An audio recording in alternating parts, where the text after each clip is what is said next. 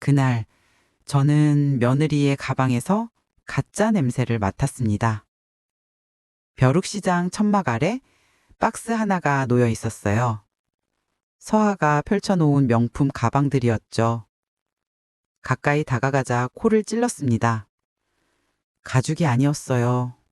페인트 냄새였습니다. 이게 진짜 우리 며느리가? 손님인 척 손을 뻗었습니다. 안감이 들떴고 스티치는 삐뚤었어요. 서아는 저를 못 본 척 했습니다. 아니, 일부러 고개를 돌렸어요. 그때 옆에서 한 어르신이 말을 걸었습니다. 이 집 며느리 맞죠? 우리 동네 사람들 다 당했어요. 어르신의 손에는 묶음 영수증이 쥐어져 있었어요.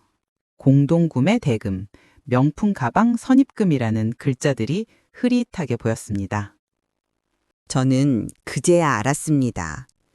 제가 내준 전세금이, 제가 아꼈던 노후 자금이 대체 어디로 흘러갔는지를요.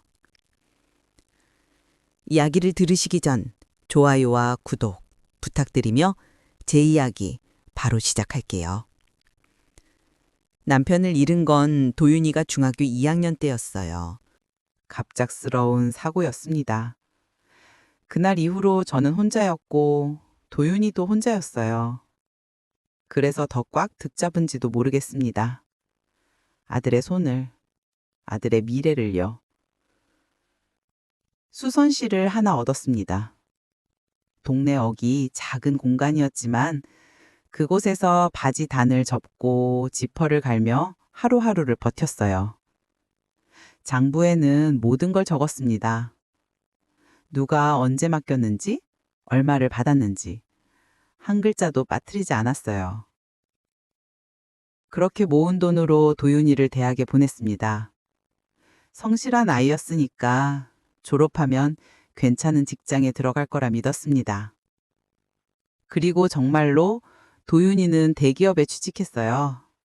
전자회사 AS 센터였습니다. 월급은 괜찮았고 아이는 성실했어요. 저는 비로소 숨을 돌렸습니다. 이제 됐다. 이 아이는 괜찮겠구나. 그런데 3년째 되던 해 도윤이가 말했습니다. 엄마, 나 회사 그만두고 사업해보려고. 중고 전자기기 되살리는 거, 리퍼브 사업이라고 요즘 뜨는 거야. 말투는 자신 있었지만 눈빛은 불안했어요. 저는 그걸 알았어요. 그래도 믿어주고 싶었습니다. 아들이니까요. 그리고 1년 뒤 도윤이가 여자를 데려왔습니다. 엄마, 소개할 사람 있어. 서하였어요. 32살, 밝고 똑 부러지는 말투에 화사한 옷차림. 처음 본 순간 제 마음 한쪽이 서늘해졌어요. 우리 집과는 너무 다른데. 그래도 웃으며 맞았습니다. 밥을 차렸고 이것저것 물었어요. 서아는 대답을 잘했습니다. 예의 바르게 웃으면서요. 하지만 제 질문이 길어지자 슬쩍 핸드폰을 꺼내 들었어요. 그 순간 알았습니다. 이 사람은 내 말을 안 듣고 있구나. 그로부터 석 달 뒤 도윤이가 말했습니다. 엄마, 나 서아랑 결혼하려고. 예상은 했지만 가슴이 철렁했어요. 제가 물었습니다. 집은? 전세로 하나 얻으려고. 엄마, 미안한데 보증금 좀 도와줄 수 있어? 도윤이는 고개를 숙였습니다. 서아는 옆에서 환하게 웃었고요. 저는 통장을 꺼냈습니다. 30년 동안 모은 돈이었어요. 수선비 5,000원, 10,000원씩 모아 쌓아 올린 그 돈을요. 그중 거의 전부를 아들에게 넘겼습니다. 이거 엄마 노후 자금이야. 조심히 써. 도윤이는 눈물을 글썽였어요. 서아는 어머님 정말 감사합니다 라며 90도로 인사했습니다. 그 순간만큼은 진심처럼 보였어요. 그렇게 두 사람은 신혼집으로 들어갔습니다. 그리고 저는 텅 빈 통장을 들고 수선실로 돌아왔습니다. 그날 밤 장부에 적었습니다. 도윤이 전세금 지원 6,500만 원. 빨간 펜으로 또박또박이요. 그게 제 마지막 안전망이었습니다. 결혼 초반 서아는 참 살갑게 굴었습니다. 일주일에 한 번씩은 전화가 왔어요. 어머니, 요즘 어떠세요? 하는 목소리가 밝았습니다. 저도 그 목소리가 반가웠어요. 며느리가 생겼다는 게, 가족이 늘었다는 게 낯설면서도 따뜻했으니까요. 주말이면 반찬을 싸들고 신혼집을 찾아갔습니다. 도윤이가 좋아하는 된장찌개, 멸치볶음, 깍두기까지요. 현관문을 열면 서아가 환하게 맞아줬어요. 어머님, 연락도 없이 어떻게? 미리 전화를 주시지.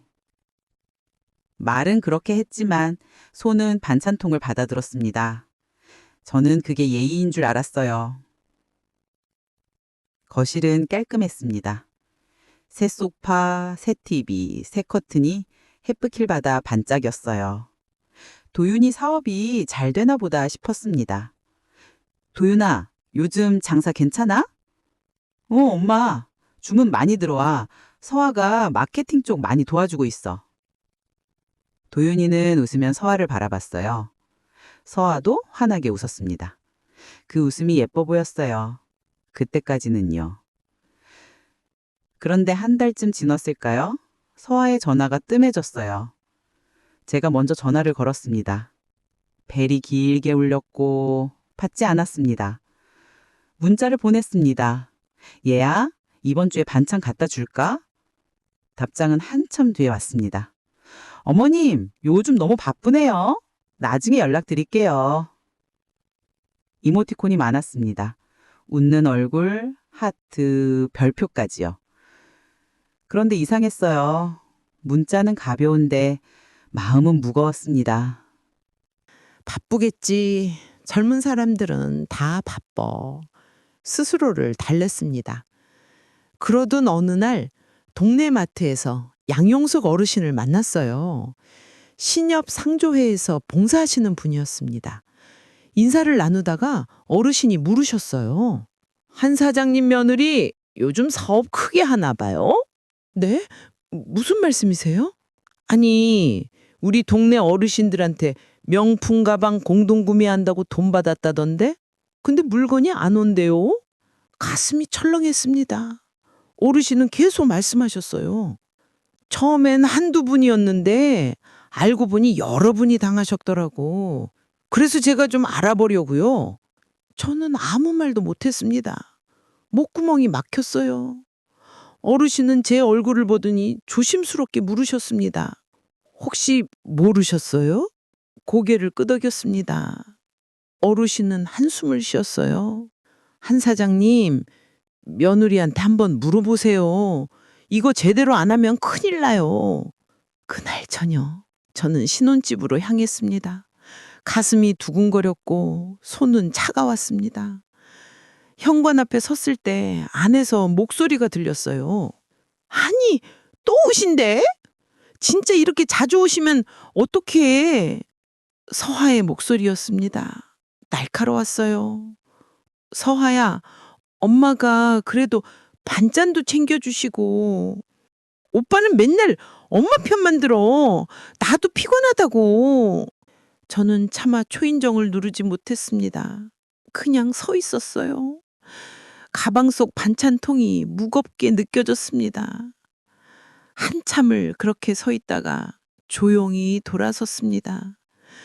집으로 가는 길 가로등 아래를 지나며 생각했어요. 내가 짐이었구나. 그날 밤 장부를 펼쳤습니다. 빨간 펜을 들었어요. 하지만 아무것도 적지 못했습니다. 무엇을 적어야 할지 몰랐으니까요. 며칠 뒤 동네 게시판에 벼룩시장 소식이 붙었습니다. 매월 첫째 주 토요일 커뮤니티 센터 앞 플리마켓 운영. 저는 그 글을 보며 문득 생각했어요. 양용석 어르신 말씀이 떠올렸습니다. 명품 가방? 공동구매? 서아가 정말 그런 일을 했을까요? 아니겠지. 우리 며느리가. 하지만 발걸음은 이미 커뮤니티 센터 쪽으로 향하고 있었습니다. 토요일 오전 천막이 여러 개 쳐져 있었어요. 옷, 그릇, 장난감, 책들이 펼쳐져 있었습니다. 사람들이 오가며 물건을 뒤적였어요. 그리고 모퉁이 천막 하나. 거기에 서아가 있었습니다. 박스 2개를 앞에 놓고 명품 가방을 늘여놓고 있었어요. 샤넬, 루이비통, 에르메스라고 적힌 로고들이 햇빛을 받아 반짝거렸습니다.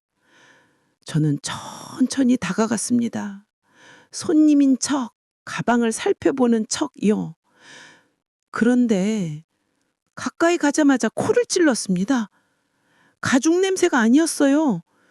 인조가죽 특유의 비닐 냄새와 페인트 냄새가 섞여 올라왔습니다. 손을 뻗어 안감을 살짝 들춰봤어요. 안감이 들떠 있었고 스티치는 삐뚤었습니다. 가짜다! 그 순간 서아가 고개를 들었어요. 저와 눈이 마주쳤습니다. 서아의 얼굴이 굳었어요. 순간 당황한 기색이 역력했지만 이내 밝게 웃으며 말했습니다. 어머님, 어떻게 여기 오셨어요? 깜짝이야! 목소리가 떨렸습니다. 저는 가방을 내려놓으며 조용히 물었어요. 서아야, 이거 진짜야? 네? 당연하죠.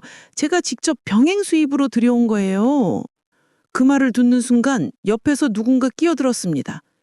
병행 수입? 어디서? 양용석 어르신이었습니다. 손에는 서류 봉투들 들고 계셨어요. 서아보다 한 발 떨어진 곳에 서서 조용하지만 단호한 목소리로 말씀하셨습니다. 한 사장님 며느리 맞지요? 저 양용석입니다. 신협 상조회에서 왔어요. 어르신의 얼굴에는 분노가 아니라 실망과 안타까움이 섞여 있었어요. 평생 동네를 위해 봉사해온 분이었습니다. 작은 분쟁도 중재하고 어려운 이웃을 돕던 분이었어요. 그런 분이 이런 일로 나서야 한다는 게 얼마나 마음 아프실까요? 서아의 얼굴이 하얗게 질렸습니다. 어르신은 서류를 꺼내 들었어요. 우리 동네 어르신 7분이 여기서 가방 선입금 하셨어요. 한 분당 50만 원에서 150만 원씩. 근데 물건이 안 온대요. 연락도 안 되고. 그건 배송이 지연돼서 배송? 6개월이 지났는데요. 어르신의 목소리가 차가워졌습니다. 하지만 떨리고 있었어요. 분노 때문이 아니었습니다. 같은 동네 사람들이 당한 일에 대한 책임감 때문이었어요. 한 사장님, 우리 상조회에선 이런 일 처음입니다. 30년 동안 봉사했는데 동네 며느리분이 어르신들을 말끝을 흐렸습니다. 어르신의 눈가가 붉어졌어요. 주변 사람들이 하나둘 모여들기 시작했습니다. 성화는 박수를 급히 챙기며 말했어요. 제가 나중에 따로 연락드릴게요. 지금은 좀... 그리고는 박스를 들고 천막을 빠져나갔습니다. 뒤도 돌아보지 않았어요. 저는 그 자리에 그대로 서 있었습니다. 손은 떨렸고 머릿속은 하얘졌어요. 양용석 어르신이 제 어깨를 가볍게 두드렸습니다. 한 사장님, 이거 제대로 해결 안 하면 며느리분 큰일 납니다. 경찰 신고 들어가기 전에 해결하셔야 해요. 저도 더 이상 막을 수가 없어요. 고개를 끄덕였습니다. 목소리가 나오지 않았어요. 집으로 돌아오는 길, 가슴이 무너지는 것 같았습니다. 신호등 앞에 서서 멍하니 차들을 바라봤어요. 이게 우리 며느리가 하는 일이야? 그날 밤 장부를 펼쳤습니다. 빨간 펜을 들었어요. 그리고 적었습니다. 며느리, 가짜 가방 판매, 피해 어르신 7명, 금액 미상. 글씨가 떨렸습니다. 장부를 덮고 고개를 숙였어요. 창밖은 어두웠고 수선실은 조용했습니다. 그날 이후 저는 며칠 동안 아무것도 할 수 없었습니다. 수선실에 앉아 창밖만 바라봤어요. 손님이 와도 제대로 응대하지 못했습니다. 저기요, 한 사장님! 하는 목소리에 정신을 차리곤 했어요. 언제, 어디서부터 잘못한 걸까? 밤이면 천장을 바라보며 되물었습니다. 전세금을 너무 쉽게 내준 걸까요? 서하를 제대로 보지 못한 걸까요? 아니면 처음부터 반대했어야 했을까요? 그래도 도윤이는 행복해 보였는데 아들의 웃는 얼굴이 떠올랐습니다. 서하와 함께 있을 때 도윤이는 정말 밝았어요. 저는 그 웃음이 좋았습니다. 아들이 행복하면 그걸로 됐다고 생각했어요. 하지만 지금은요? 장부를 꺼냈습니다. 30년 동안 적어온 기록들이었어요. 수선비 5,000원, 10,000원, 20,000원. 한 줄 한 줄이 제 땀이었고 제 시간이었습니다. 그 끝에 적힌 한 줄. 도윤이 전세금 지원 6,500만 원. 손가락으로 그 글자를 쓰다듬었어요. 잉크가 번지지 않도록 조심스럽게요. 이게 잘못된 건 아니야. 아들을 위한 거였으니까. 하지만 가슴 한쪽이 무너지는 느낌이었습니다. 며칠 뒤 전화가 울렸습니다. 도윤이었어요. 받지 않았습니다. 한 번, 두 번, 세 번. 벨소리가 울릴 때마다 가슴이 두근거렸지만 손은 움직이지 않았어요. 아직 준비가 안 됐어. 무슨 말을 해야 할까요? 며느리가 사기를 쳤다고, 동네 어르신들한테 거짓말을 했다고 어떻게 말해야 할까요? 문자가 왔습니다. 엄마, 전화 좀 받아줘. 할 말이 있어. 엄마, 미안해. 내가 제대로 확인 안 했어. 엄마, 제발. 문자를 읽고 핸드폰을 엎어놓았습니다. 천장을 바라봤어요. 형광등이 깜빡거렸습니다. 그날 밤 저는 인감도장을 꺼냈습니다. 서랍 깊숙이 넣어뒀던 것이었어요. 한영자라는 이름이 새겨진 도장이었습니다. 남편이 처음 수선실 계약할 때 만들어준 거였어요. 도장을 손에 쥐고 한참을 바라봤습니다. 내 이름이구나. 누구의 엄마도 누구의 며느리도 아닌 그냥 저였어요. 한영자였습니다.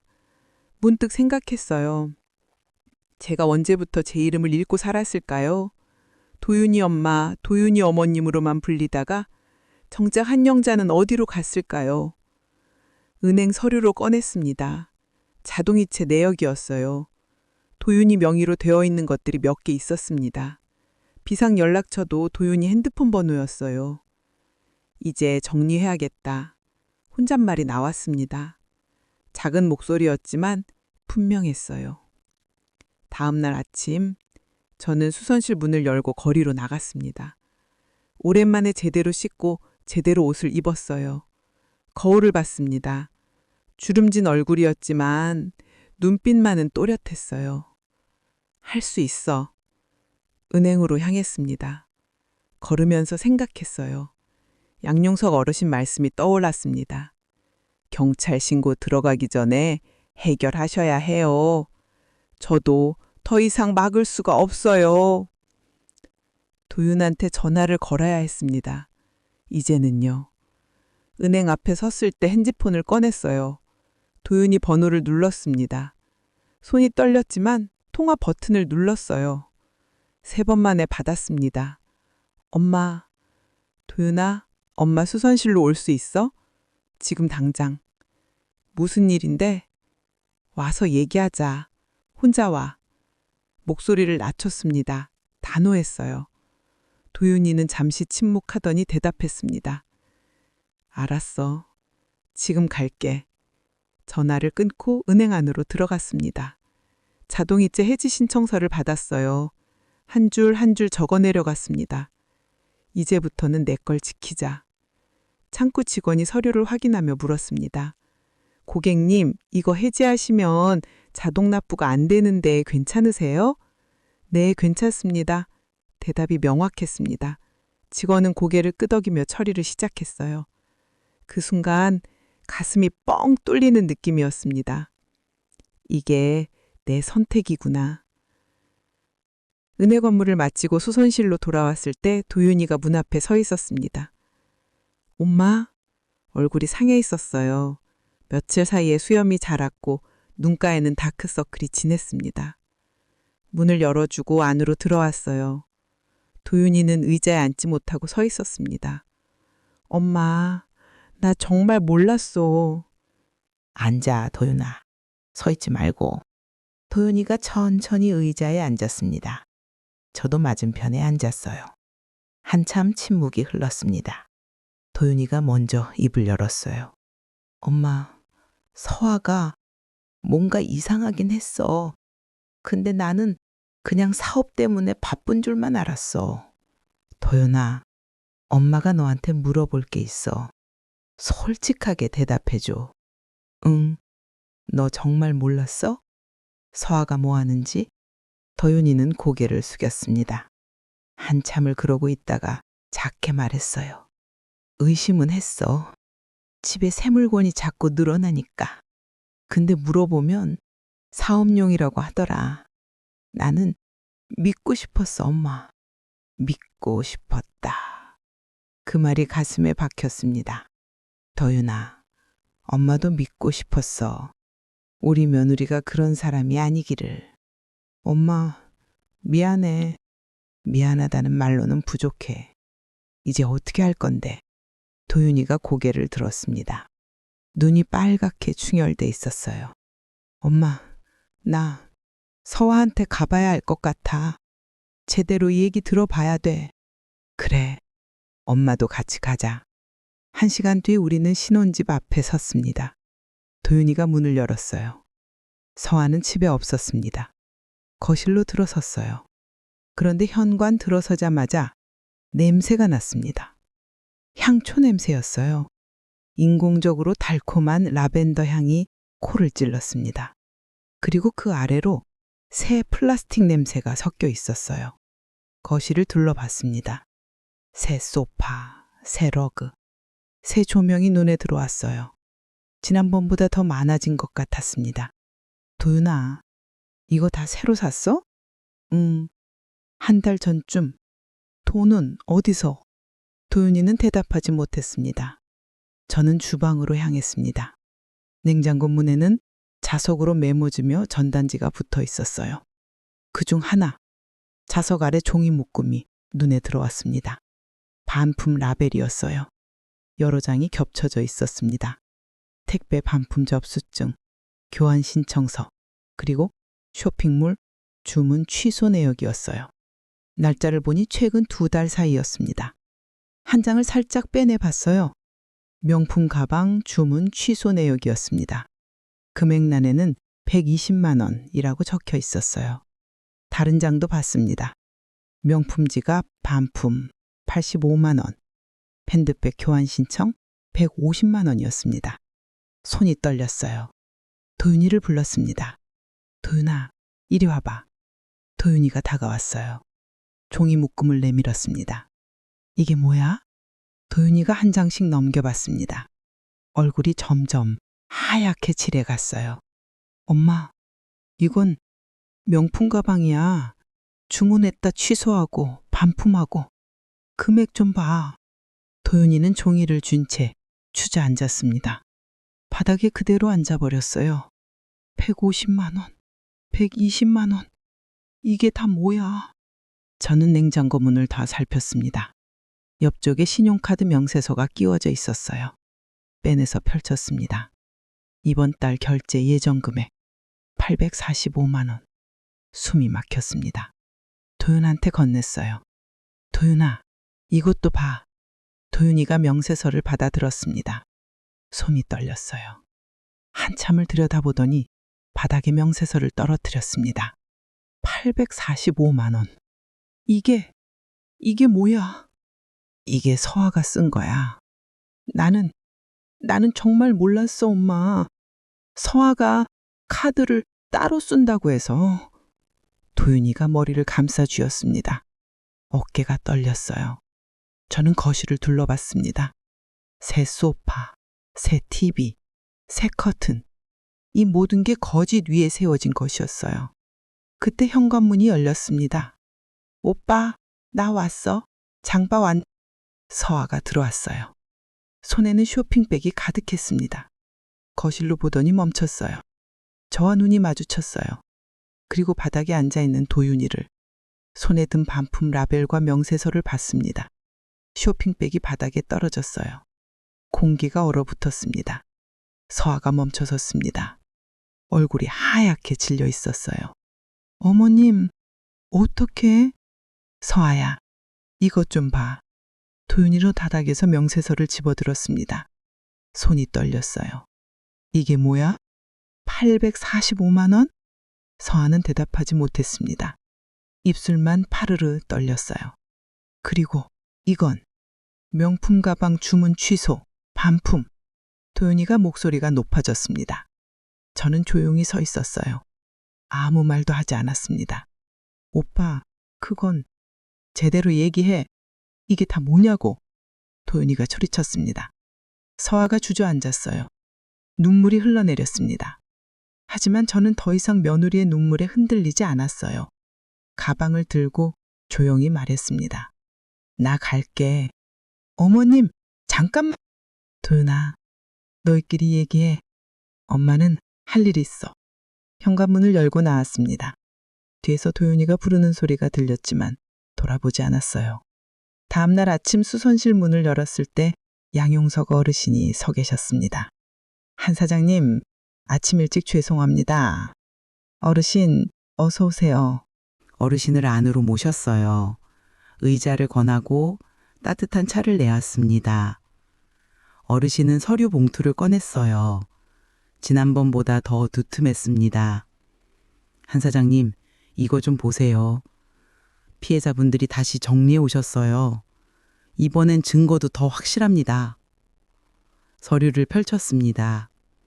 송금 내역, 카톡 대화 캡처, 약속 문서들이 빼곡히 들어 있었어요.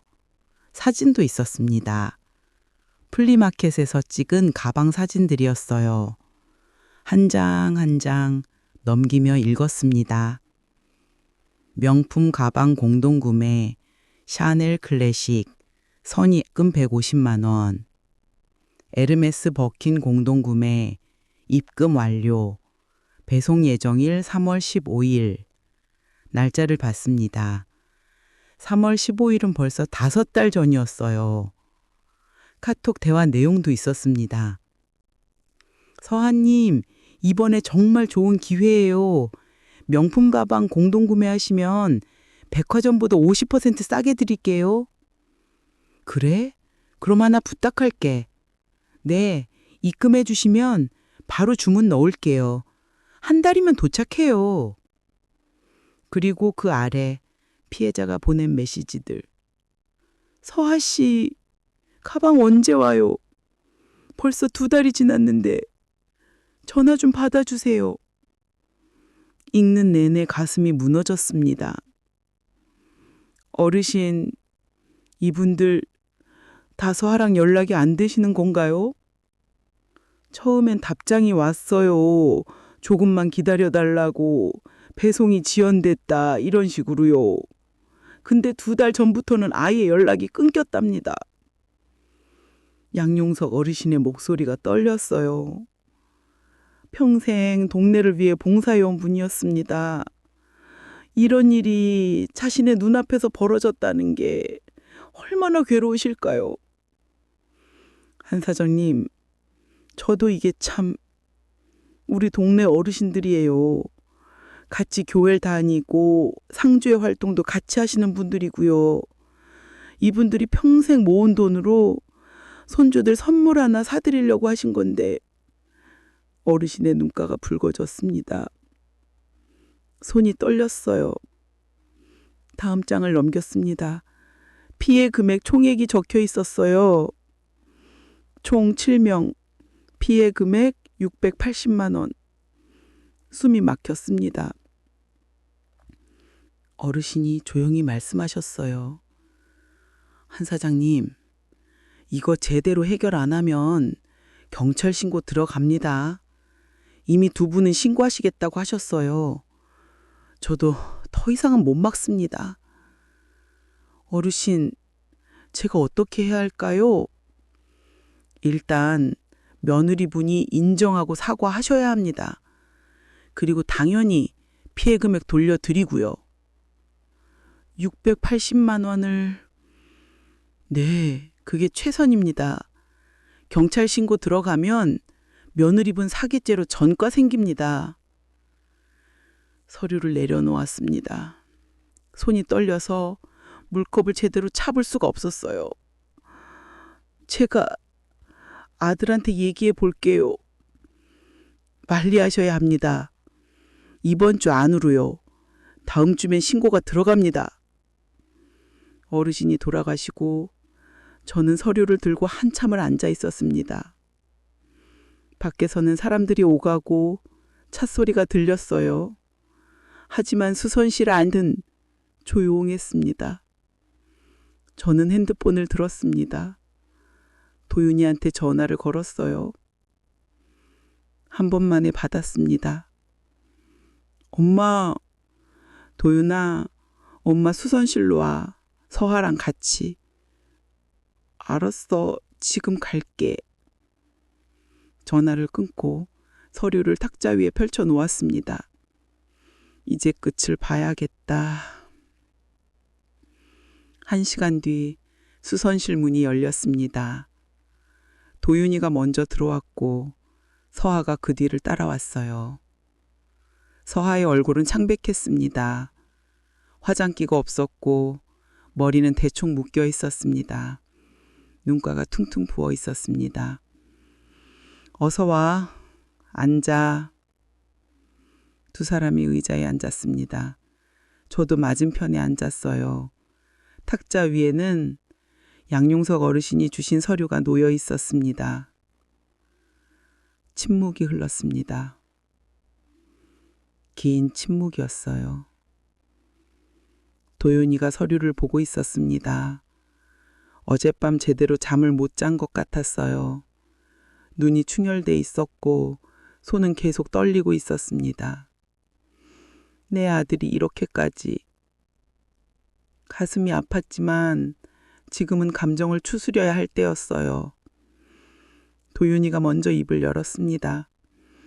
엄마, 서하가 할 말이 있대. 서하가 고개를 들었습니다.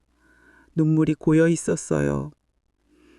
어머님, 죄송합니다. 목소리가 떨렸습니다. 저는 아무 말도 하지 않았어요. 그냥 소아를 바라봤습니다. 제가 정말 잘못했어요. 처음엔 진짜 공동구매하려고 했는데 업체가 사기를 쳤으면 경찰에 신고했어야지. 왜 어르신들한테 연락을 안 한 거야? 제 목소리가 차갑게 나왔습니다. 서하가 고개를 숙였어요. 그게 돈을 이미 다른 데 썼어요. 오빠 사업 합장하는데 보태고. 거짓말하지 마. 도윤이가 끼어들었습니다. 목소리가 떨렸어요. 엄마, 사업 확장 비용은 내가 대출받은 거야. 서하가 거짓말하는 거야. 서아가 도윤이를 봤습니다. 눈빛이 흔들렸어요. 오빠? 서하야, 제발 진실만 얘기해. 돈 어디 갔어? 도윤이의 목소리가 높아졌습니다. 주먹을 쥐었다 폈다 하고 있었어요. 서아는 한참을 입을 열지 못했습니다. 그러자가 작게 말했어요. 인테리어하고 옷 사고 그랬어요. 뭐? 도윤이가 의자를 박차고 일어났습니다.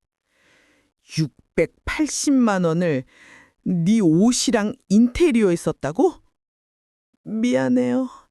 진짜 미안해요. 서아가 울음을 터뜨렸어요. 하지만 저는 더 이상 며느리의 눈물에 흔들리지 않았습니다. 서아야, 이거 처음이야? 아니면 전에도 이런 적 있어? 서아가 고개를 들었습니다. 눈물이 흘러내렸어요. 처음이에요. 진짜 처음이에요, 어머님. 냉장고에 붙어 있던 반품 서류들은 뭐야? 몇백만 원씩 주문했다 취소하고 그게 한두 번이 아니더라? 서아의 얼굴이 더 하얗게 질렸습니다. 도윤이가 벽에 기댔습니다. 그리고 조용히 하지만 또렷하게 물었어요. 서아야, 대체 왜 그랬어?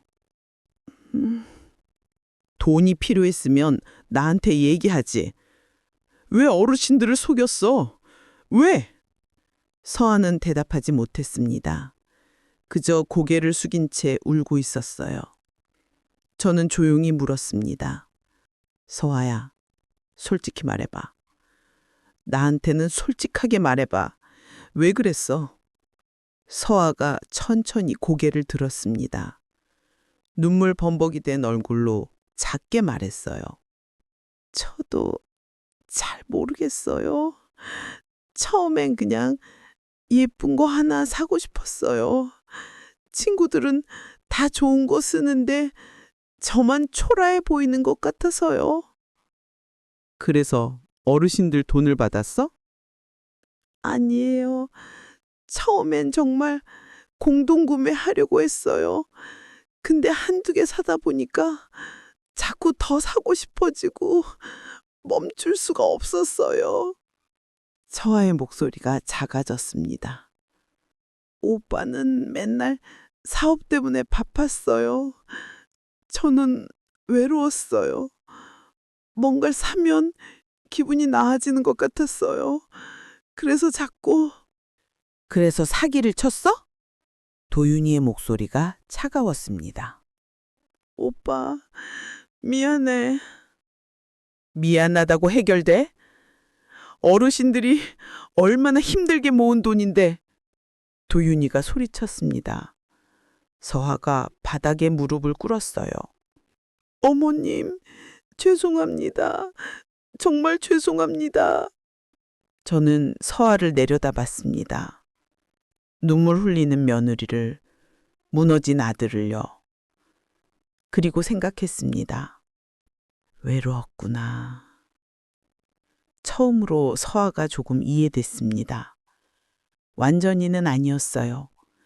하지만 그 외로움이, 그 공허함이 어떤 건지는 알 것 같았어요. 저도 그랬으니까요. 남편을 잃고 혼자 아들을 키우며 얼마나 외로웠는지. 하지만 그렇다고 해서 용서할 수는 없었습니다. 서아야, 일어나.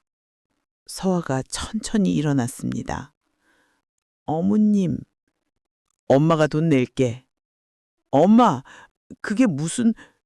도윤이가 소리쳤지만 저는 손을 들어 막았습니다. 680만 원. 내가 낼게. 그 다음 일은 나중에 생각하자. 엄마, 안 돼. 이건 우리가 해결할 문제야. 도윤아, 지금 시간이 없어. 다음 주면 경찰 신고 들어가. 서아, 전과자 돼. 그것보단 이게 나아. 도윤이는 아무 말도 하지 못했습니다. 저는 가방에서 통장을 꺼냈습니다. 마지막 남은 통장이었어요. 이걸로 일단 해결하자. 그 다음은 너희가 알아서 해. 그날 이후 저는 피해 어르신들께 돈을 돌려드렸습니다. 양용석 어르신이 중간에서 도와주셨어요. 한 분 한 분 찾아가 직접 사과하고 통장 계좌로 송금했습니다. 어르신들은 다양하게 반응하셨어요. 어떤 분은 아이고, 한 사장님 고생 많으셨어요 하며 손을 잡아주셨고, 어떤 분은 그래도 며느리가 저렇게까지 하면 안 되지 하며 한숨을 쉬셨어요. 마지막 분께 입금을 마쳤을 때 통장 잔액은 50만 원이 남아 있었습니다. 30년 모은 돈이 이렇게 사라졌습니다. 하지만 이상하게도 후회는 되지 않았어요. 이게 맞는 거야. 도윤이는 서아와 별거를 선언했어요. 엄마, 나 더 이상 못 믿겠어. 서아랑 같이 살 수가 없어. 도윤아, 천천히 생각해. 네 인생이야. 아니야, 엄마. 이미 생각 끝났어. 나 이혼할래. 전화 너머 아들의 목소리는 지쳐 있었지만 동시에 단호했습니다. 서아는 친정으로 돌아갔고 도윤이는 혼자 신혼집에 남았어요. 며칠 뒤 도윤이가 수선실로 찾아왔습니다. 손에 봉투를 들고 있었어요. 엄마, 이거 뭔데? 680만 원. 내가 대출 받았어. 엄마가 낸 돈 돌려드리려고. 봉투를 밀어냈습니다. 됐어. 그 돈으로 네 빚부터 갚아. 엄마, 이건 내가 갚아야 할 돈이야. 도윤아, 엄마는 괜찮아. 이제부터 다시 시작할 수 있어. 너도 네 인생 다시 시작해봐. 엄마, 도윤이가 눈시울을 붉혔습니다. 저는 아들의 손을 잡았어요. 엄마는 믿어. 너 다시 일어설 수 있는 거 알아. 도윤이가 고개를 끄덕였습니다. 그날 밤 저는 서랍을 정리했습니다. 오래된 인감도장이 나왔어요.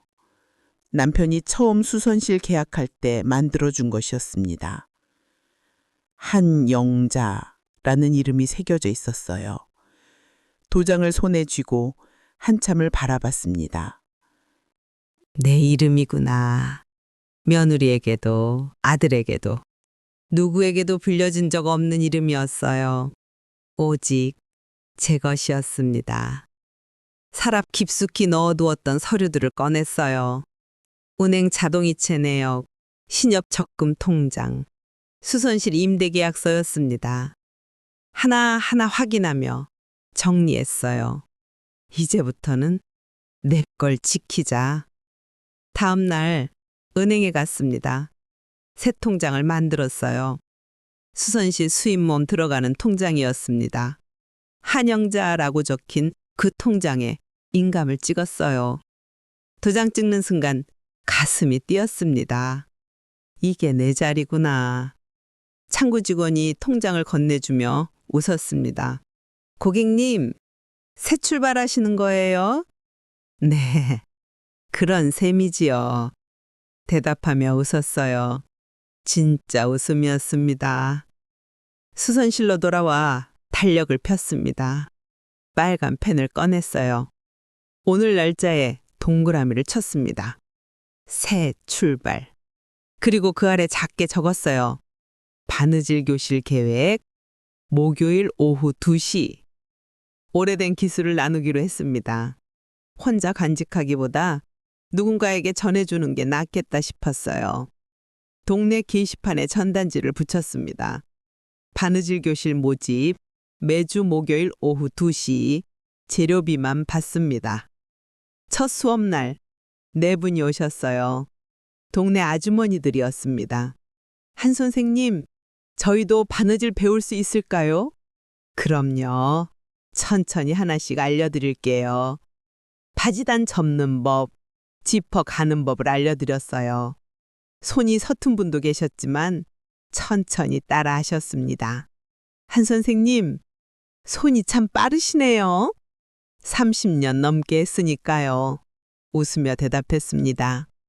선생님, 요즘 며느리분은 어떠세요? 예전에 같이 오셨던 것 같은데.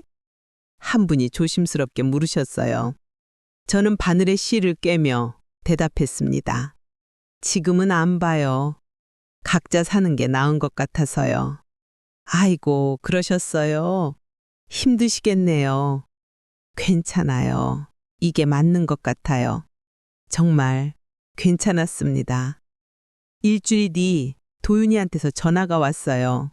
엄마, 내 대학 동기 박수험이 있잖아, 회계사. 그 친구한테 부탁해서 사업 제대로 정리 도움 받고 있어. 장부 다시 정리하고 투명하게 시스템 만들고 있어. 잘했어, 도윤아. 이왕 하는 거 제대로 해. 절차대로. 그게 사람들이 다시 널 믿는 방법이야.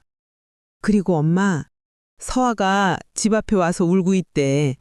나 안 만날 건데 엄마는 어떻게 할래? 창밖을 봤습니다. 가로등 불빛이 흔들렸어요. 잠시 침묵이 흘렀습니다. 그리고 대답했어요. 나도 안 만날 거야. 알았어, 엄마. 전화를 끊고 주머니 속 인감 봉투를 만졌습니다. 작은 도장이었지만 묵직했어요. 내 이름은 내가 지킨다. 며칠 뒤 수선실 문을 닫고 집으로 가는 길이었어요.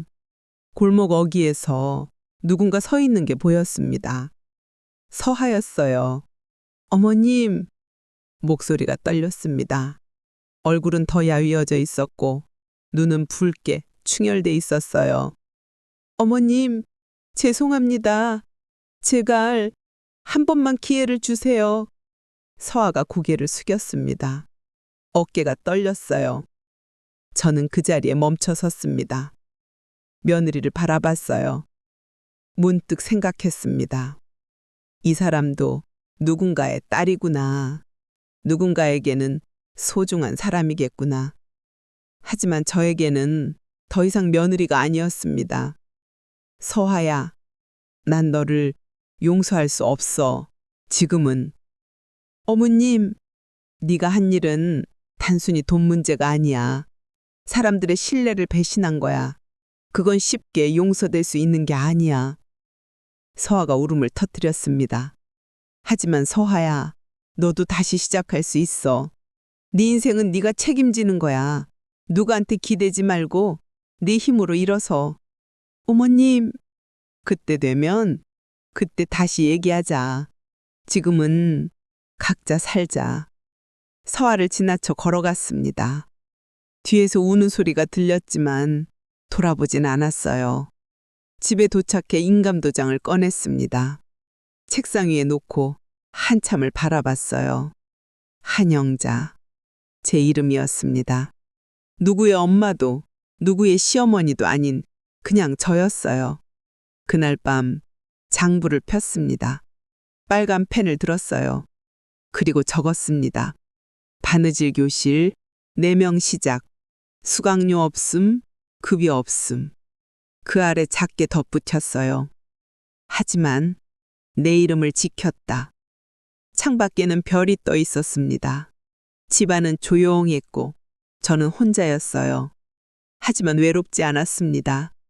이제 저는 알았기 때문이에요.